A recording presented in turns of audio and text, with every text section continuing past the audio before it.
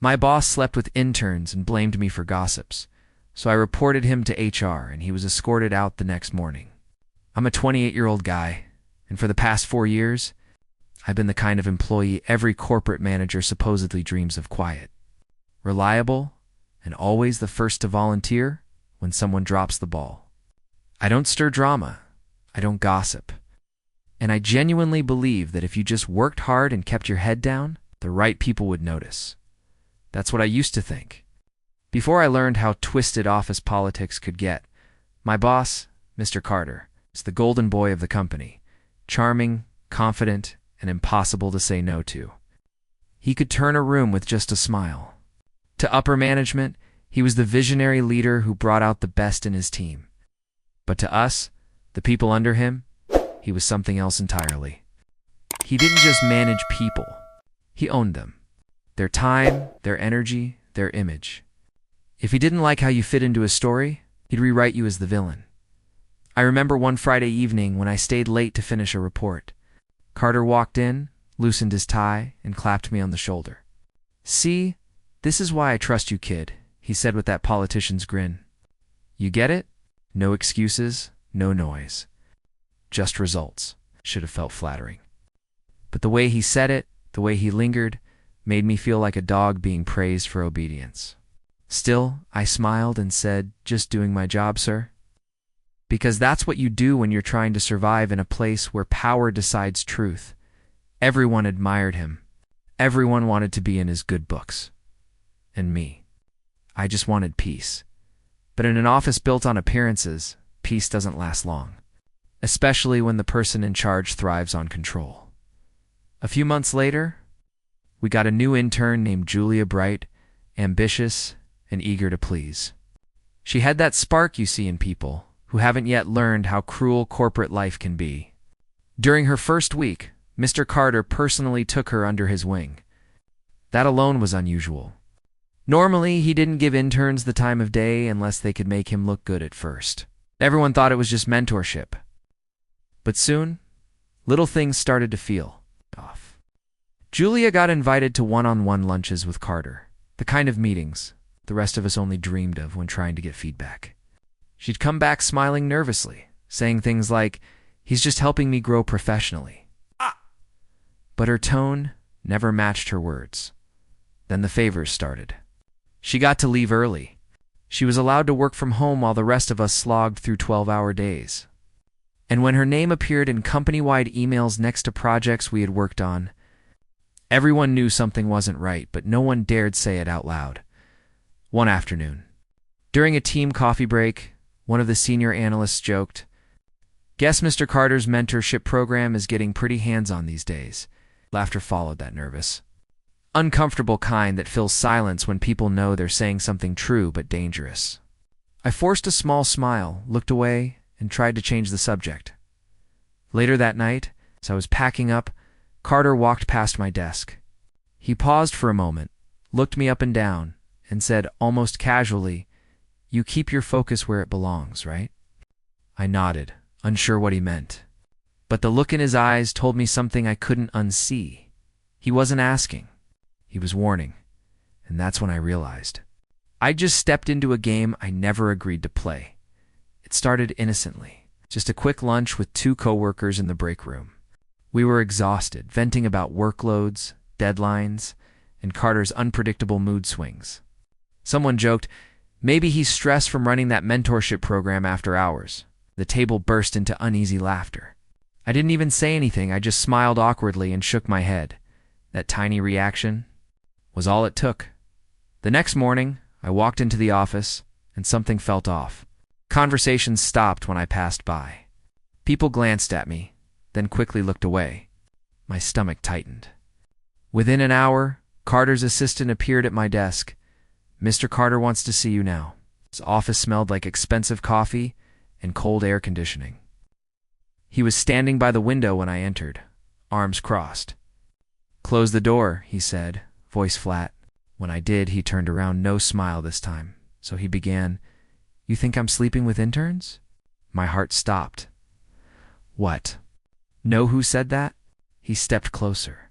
"Don't play dumb, Alex." You laughed. That's enough. I tried to explain it was just small talk, nothing serious. But he cut me off. You've always been jealous of how I connect with people. I've seen it. You want what I have, and now you're trying to smear me. Stood there, stunned. The man who once praised my loyalty was now dissecting my reputation like it was a threat. I didn't say anything. I whispered. Carter leaned in, his voice low and poisonous. If I go down, I'll make sure you go first. You understand me? He smiled again, that fake, practiced grin he used for executives, and added, now get back to work and keep your mouth shut. I walked out of that office shaking, realizing I wasn't just an employee anymore. I was a target. After that meeting, everything changed quietly, strategically, and cruelly. Carter didn't come after me outright. He didn't have to. Instead, he began cutting away little pieces of my professional life, one at a time, until I barely recognized the career I'd built. First, he removed me from key meetings I'd helped organize. Then he reassigned 2 of my biggest projects to newer talent, people who just happened to be close to him. When I asked about it, he said, "You've been under a lot of pressure, Alex. I'm giving you space to breathe." The tone was kind, but his eyes were full of warning. The real damage came from the whispers. In a place like ours, reputation was currency, and mine started to lose value fast. I'd walk into the break room, and conversations would die. Emails I used to get daily started drying up. Colleagues stopped copying me on updates. It was like I'd become radioactive. One afternoon, I overheard 2 interns whispering near the printer. Isn't he the one who tried to get Mr. Carter fired? I heard he spread lies about him and Julia. They didn't even lower their voices. I went home that night and stared at my computer screen for hours. I'd always believed hard work spoke louder than rumors. But in Carter's world, perception was everything, and he was rewriting mine like it was part of his job description. I thought about quitting. God knows I wanted to. But leaving would make me look guilty, like I was running from something. So, I decided to endure it, to show up, do my work, and pretend nothing was wrong. But pretending takes a toll. And the more I tried to stay invisible, the more visible my downfall became. By the time my annual review came around, I already knew what was coming. Carter had been setting the stage for weeks. Small comments about professionalism, cold smiles in meetings, and the occasional, "We'll talk about this during review season." Still, a part of me hoped logic would prevail. For years of loyalty had to mean something, right? When I walked into his office, the blinds were drawn. That was never a good sign. He gestured for me to sit, sliding a manila folder across the desk. Inside was my performance report, bleeding with red highlights and underlines. Words like disruptive, unreliable, unprofessional. My throat went dry. "Carter, this can't be right." My projects hit every target. He leaned back in his chair, folding his hands like a judge about to deliver a sentence. "It's not about numbers, Alex. It's about attitude. You've been a distraction lately, making people uncomfortable with your behavior." I froze. "My behavior?" He smirked. "You've created tension in the workplace. People don't trust you anymore." There it was, the final twist of the knife. He wasn't just ruining my career. He was branding me as toxic. I wanted to shout, to defend myself, to expose everything he'd done. But the power imbalance was suffocating.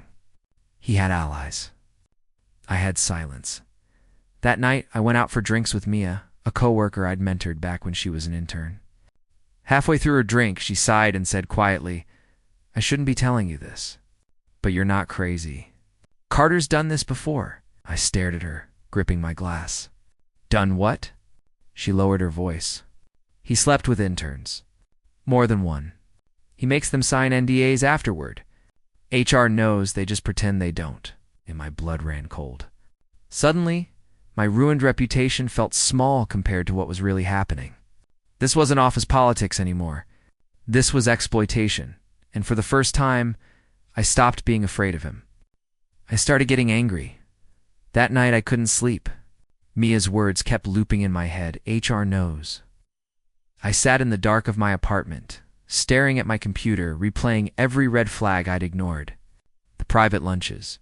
The mentorship sessions. The way Julia flinched when Carter touched her shoulder.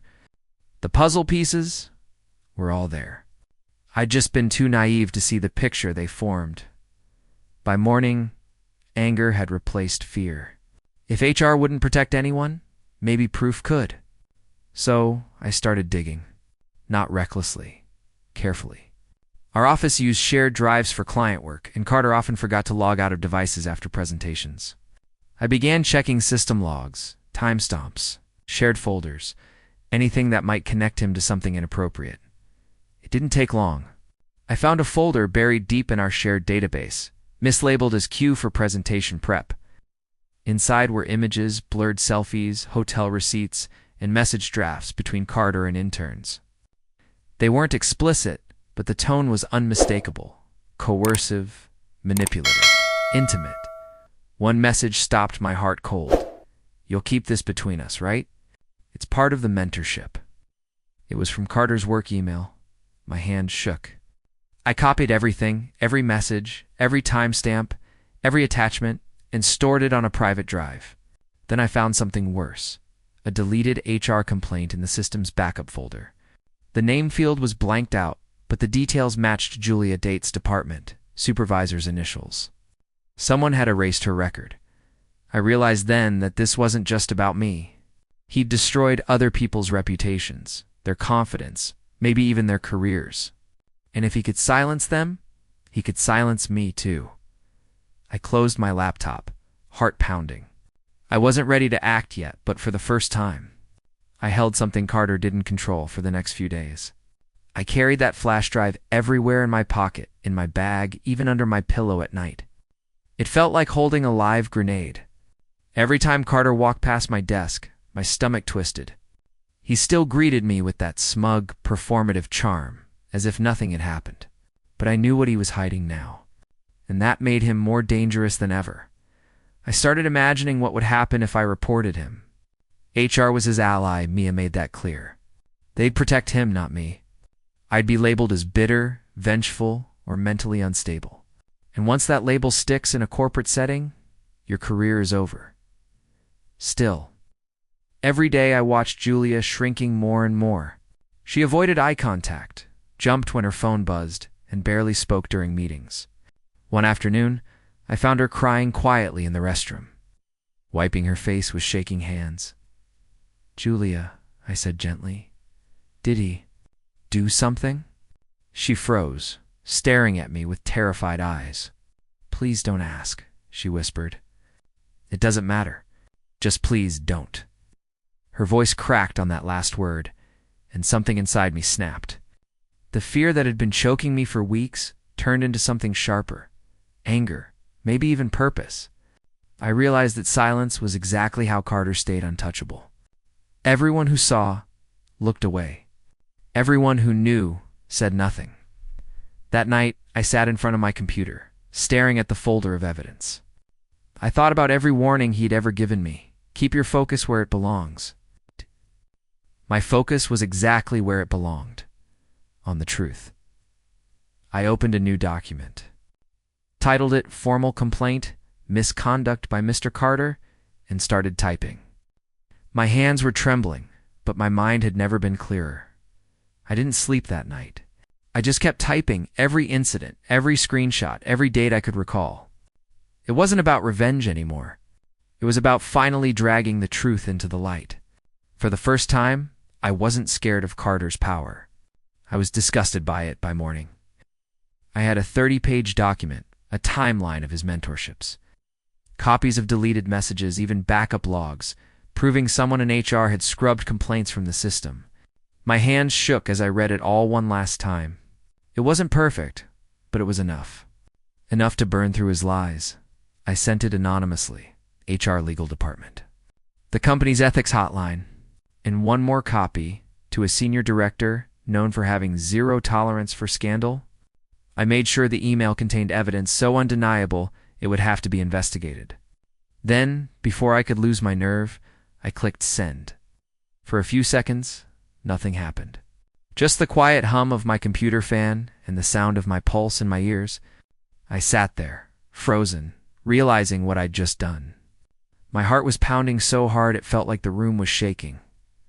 Later that day, Carter strolled into the office as usual, laughing, charming, patting shoulders. Watching him was surreal. He had no idea, no clue that his entire empire was now one inbox away from collapse. I avoided eye contact all day. Every ping from my email made me flinch. Every footstep in the hallway made me tense. But under all that fear was a strange calm, a quiet conviction that I'd finally stopped being a victim. If this worked, the truth would finally come out. If it didn't, I'd go down knowing I did the right thing. And that night, for the first time in months, I didn't dream of my boss. I dreamed of freedom. The next morning, the office looked exactly the same. Same smell of burnt coffee, same hum of printers, same meaningless chatter. It almost felt absurd, knowing I'd just detonated a bomb that could end someone's career. Carter walked in around 9, perfectly composed, greeting everyone with his trademark grin. I caught myself staring, wondering if he had any idea that his empire was already cracking beneath his feet. But as the hours passed, nothing happened. No emails, no calls. No meetings, just silence. By lunchtime, I started to panic. Maybe HR buried it again.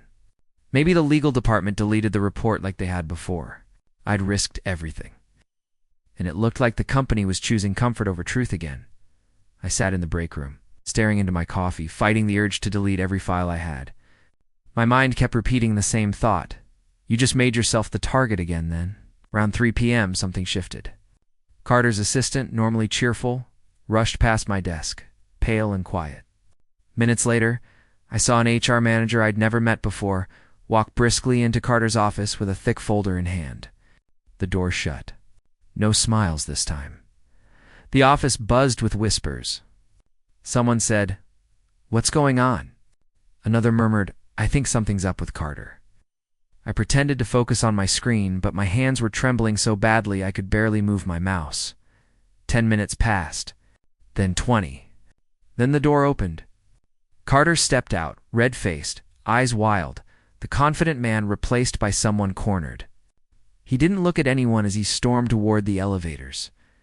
Phone pressed to his ear. For the first time in months, the air in the office felt heavy, like everyone could sense something big was about to break. And deep down I knew. This was only the beginning. The next morning felt electric, a quiet, nervous energy pulsing through the halls. People whispered in corners, glancing toward Carter's office where the blinds were drawn shut. He hadn't shown up yet, which in itself was strange. The man was never late. Not once in 4 years. At exactly 9:45 a.m., the elevator chimed. Carter stepped out, flanked by 2 HR representatives and a man from corporate security. His face was pale, jaw clenched tight. The usual swagger was gone. The entire floor went silent. Even the sound of typing stopped. "Mr. Carter," one of the HR reps said firmly, "we'll need your badge and company phone." He froze. "This is ridiculous," he barked. "You have no idea who you're dealing with." But the security officer didn't flinch. "Sir, please cooperate."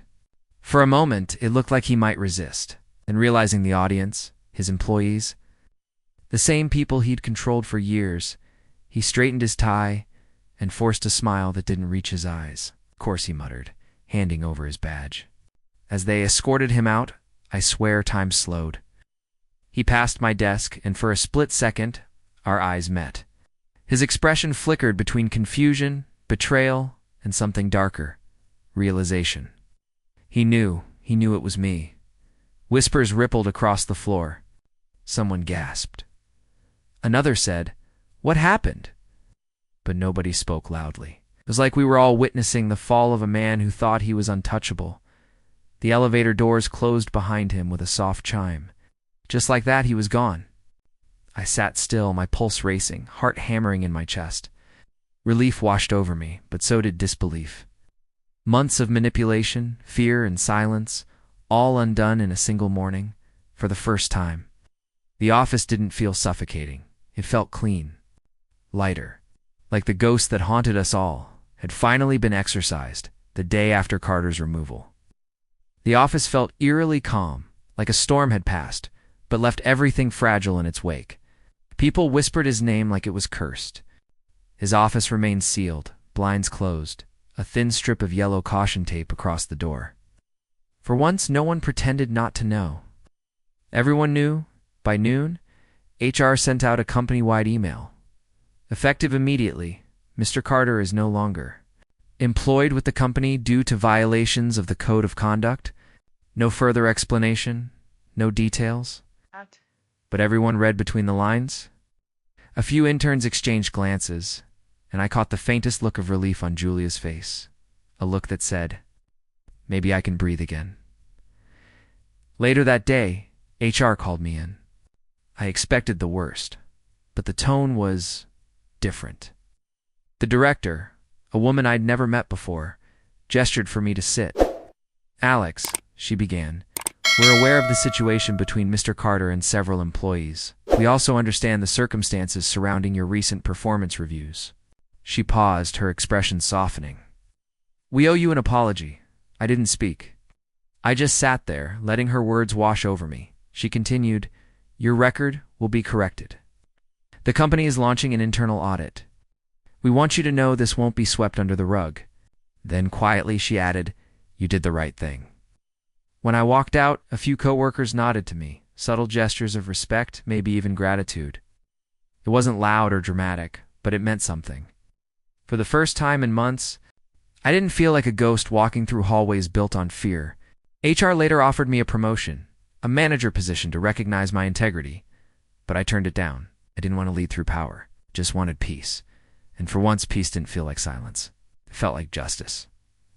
Been 6 months since that day, and sometimes I still catch myself glancing at Carter's old office when I walk by. The one with the frosted glass and the faint ghost of his nameplate still visible. They never replaced him.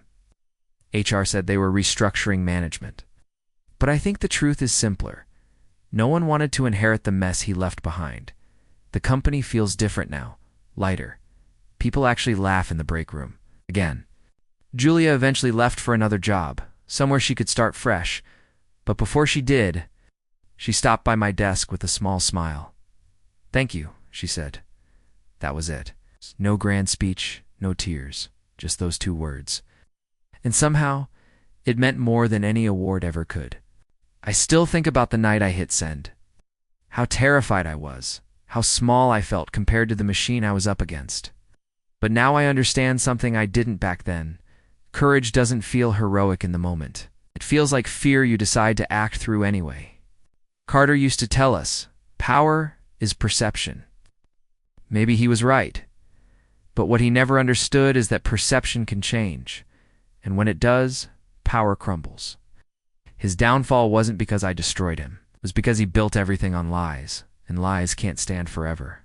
Sometimes when the office is quiet, I can almost hear echoes of the old days. The tension, the fake laughter, the fear. And then I remind myself, it's over. I pack up my things, glance once more at that empty office, and whisper under my breath, "You taught me more about leadership than you'll ever know." Then I walk out into the sunlight, feeling the weight finally lift. Not victory, not revenge, just peace.